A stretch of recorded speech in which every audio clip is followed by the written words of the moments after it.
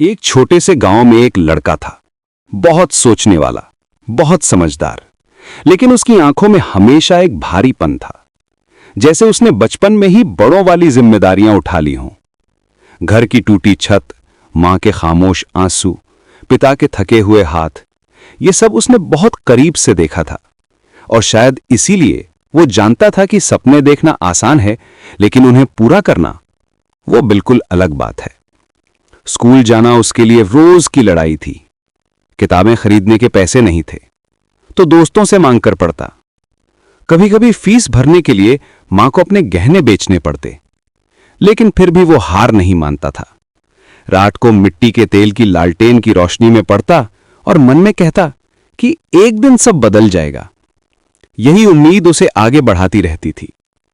साल बीतते गए, पढ़ाई पूरी हुई, डिग्री मिली, लेकिन फिर वो सबसे कड़वा सच सामने आया।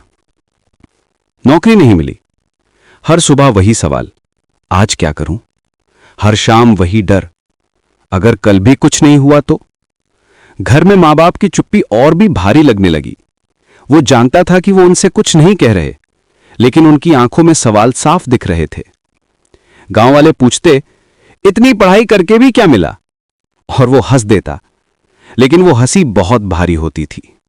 रात को अकेले में सोचता कि क्या मैं अपने मां बाप का सपना तोड़ रहा हूं? क्या मेरी मेहनत बेकार थी? ये सवाल उसे अंदर से खोखला कर रहे थे। एनएमआर, कभी कभी जिंदगी हमें इतना तोड़ देती है कि हम खुद से ही डरने लगते हैं। एक दिन वो इतना टूट गया कि खुद से बात करना बंद कर दिया। खुद को आईने में देखकर भी नजरें चुरा लेता था।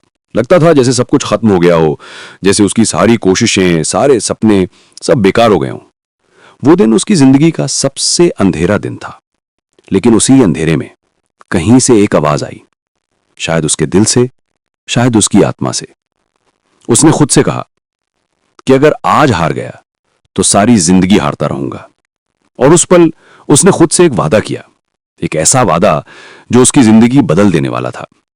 उसने तय किया कि वो कभी हार नहीं मानेगा, चाहे कितनी भी मुश्किलें आए। धीरे धीरे वो उठने लगा, गिरकर फिर उठकर, हर दिन एक नई शुरुआत के साथ।